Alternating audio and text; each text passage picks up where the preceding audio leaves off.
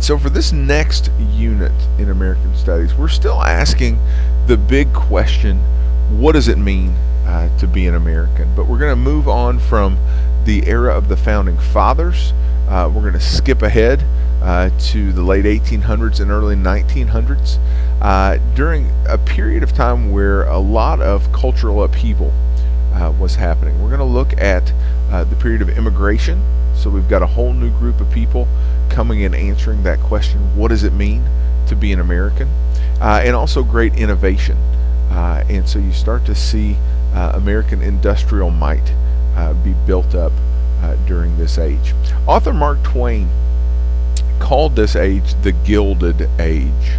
And that wasn't a compliment. When you gilded something back in this time, you took a thin layer of gold infused paint and put it over top of something. So it looked really shiny and nice on the outside, but on the inside, not so much.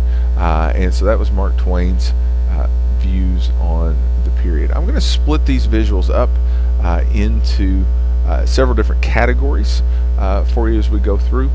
In this first one, we're going to look at some of the big industrialists of the age. So what we're going to look at is the idea of industrialization.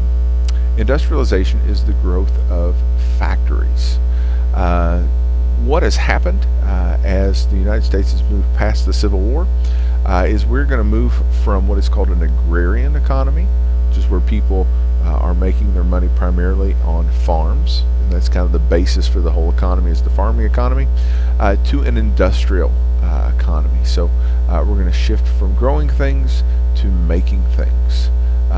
The economy is going to shift from rural areas, which obviously you need wide open spaces to grow crops, to cities where these factories are going to be located and where you've got big groups of people coming to live.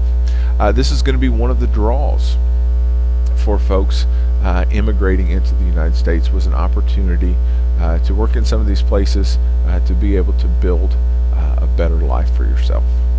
Now this is also a time though when industrialization is getting started where there are some serious problems. Worker safety is not paramount in the minds of many of these people. Child labor was exploited during large portions of this period. Places to work weren't really safe. They weren't regulated very well. And we'll talk about some of the groups who are going to fight to get that regulation put in. Also environmentally, there's some concerns here. A lot of these factories are built close to rivers because it was easy to dump your waste products into rivers. You can see some smoke coming out of the smokestacks here. That also is one of the products of this industrialization. The burning of coal is a lot of CO2 and that sort of thing going into the atmosphere. But this is going to be an opportunity, like I said, for immigrants to come and find jobs, but also for people to make great amounts of wealth. What we see with industrialization too is these factories can start to produce more of everything. And so with production, supply goes up, and so the price of things will go down. And by the time we get to the 1920s, you've got a fairly consumer-driven culture as well that's going to grow up out of some of these things. But let's look at four of the big names of the era when it comes to industrialists and guys that are going to be making a lot in this period of time. This guy's name is Andrew Carnegie. Now you've probably heard the name Carnegie before. Carnegie is just the way they pronounced it. 6 one, half dozen another. He is an industrialist who will make his money in steel production. Steel becomes important in this period of time because as the population of these cities is growing, you don't want to just build out what they call sprawl. You want to be able to build up. Well, through the steel making process, you could make metal stronger, and so buildings could grow taller. So basically what steel is doing is it's allowing cities to grow up instead of out. You can have buildings that are taller than 2 or 3 stories. You can have apartment buildings to house some of these folks that are coming to these cities to work in factories. And Andrew Carnegie was right there at the start of this steel process. Had a lot to do in the Pennsylvania area, Pittsburgh and the surrounding areas, and really was heavily involved in a lot of different parts of the steel making process. It's going to make him very wealthy. His company actually gets bought by another guy that's going to be on this list, and at the point that it gets bought, he is worth, and kind of adjusted for today's money, like $450 million. Temporarily takes over status of the wealthiest man in the country once that deal has gone through. Now, Carnegie's got a cool story, though. After he sells his company, he devotes his life to philanthropy. So he's going to give away 90% of that money. And he does it in some cool ways. Probably the most famous, and we've got a local connection to this one, are Carnegie libraries. That's right here in Scottsburg at our public library. If you've ever been by, you get that joke. Is a sign that distinguishes it as a Carnegie library. He wanted to bring education to rural areas especially, and so that was one of the ways that he was able to spend his money. But again, making that money in steel. This is John D. Rockefeller. Rockefeller you may have heard of as well. Rockefeller Center, Rockefeller Plaza in New York. If you've seen Home Alone 2, place with the big Christmas tree at the end, that's Rockefeller Center. And John Rockefeller is going to make his money in oil. He is going to get his start in Ohio, Cincinnati, I believe, and gets in right as industrialization is going to pick up demand for oil, and then with cars, eventually gasoline. And so he's right there at the start of it. He forms what's called the Standard Oil Company, and Standard Oil will turn him into what a lot of people believe, if you adjusted for for time periods, inflation, that sort of thing, the richest American in history. John Rockefeller's great-great-grandkids are still living off the money that he made with his oil company. At one point in time, he controlled almost 90% of gasoline and oil production in the United States. And so what that was, though, is a monopoly. He had complete control of that product, or pretty close. And so his company is actually broken up. The Supreme Court orders it to break up. Today we know we still have some vestiges of his company. Exxon, Chevron, a lot of those companies were small parts of Standard Oil. Basically, the idea is you don't want one company or one man controlling all that, because then they can set the price. You want competition. So when you break up a company, that's what you're trying to do. Rockefeller also turned to philanthropy in his older years. He founded several universities, probably most famously the University of Chicago. Gives a lot of money there. Obviously, there's a lot of stuff in New York that bears his name as well. He's also a religious man, gives a lot of money to the Baptist Church and to establishing YMCAs across the country. And so he, in kind of the same vein as Carnegie, are going to make a lot of money in a particular industry, and then you spend the rest of their lives giving that money away. It's kind of cool. This is Cornelius Vanderbilt. I know what you're thinking. Man, I love those sideburns. Cornelius Vanderbilt is going to make his money in railroads.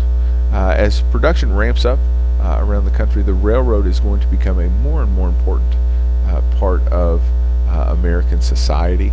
A lot of his railroad projects were around New York City. This is the guy that will build the famous Grand Central Station in New York. But by buying up those railroads, he controlled the lines that were going to bring products from different cities, from different areas of the country, back to the coast to be able to be sold. And so you were paying Vanderbilt when you wanted to do that. He is a pauper compared to the other guys on this list.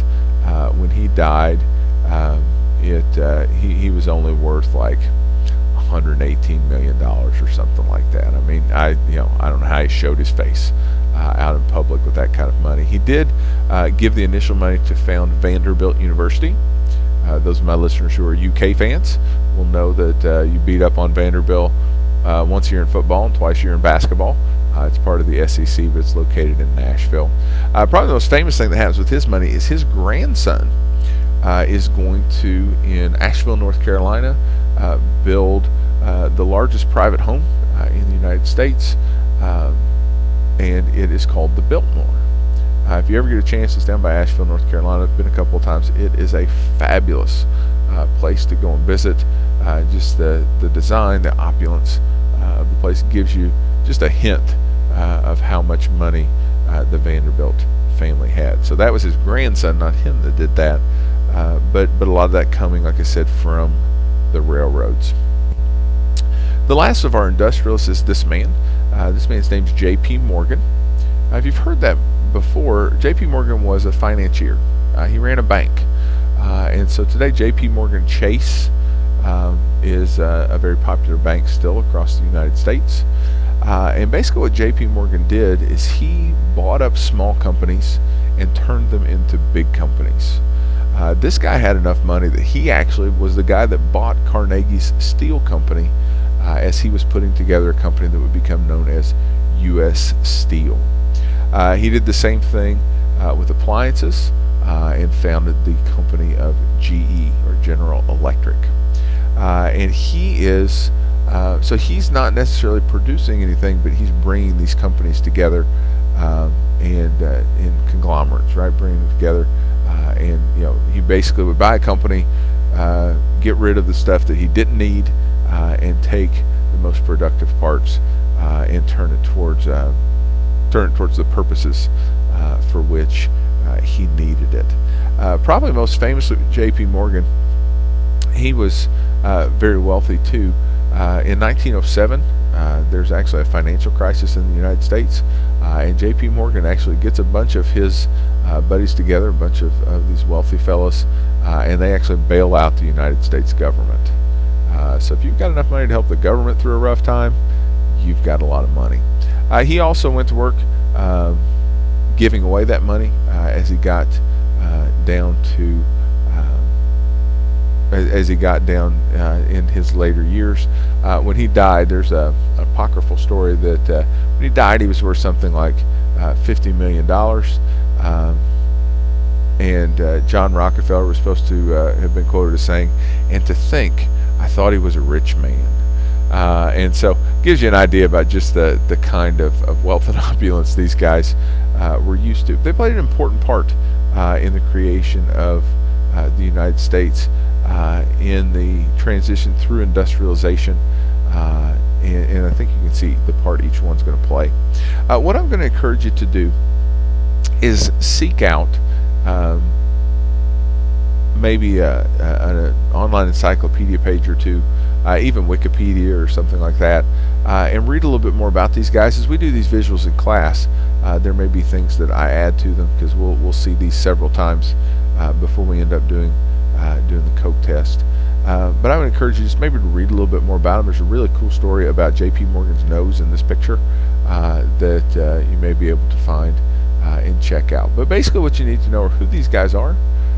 So for these guys, maybe what industry they're making their money in, and then why they were significant. What's the significance of that industry when it comes to American productivity overall?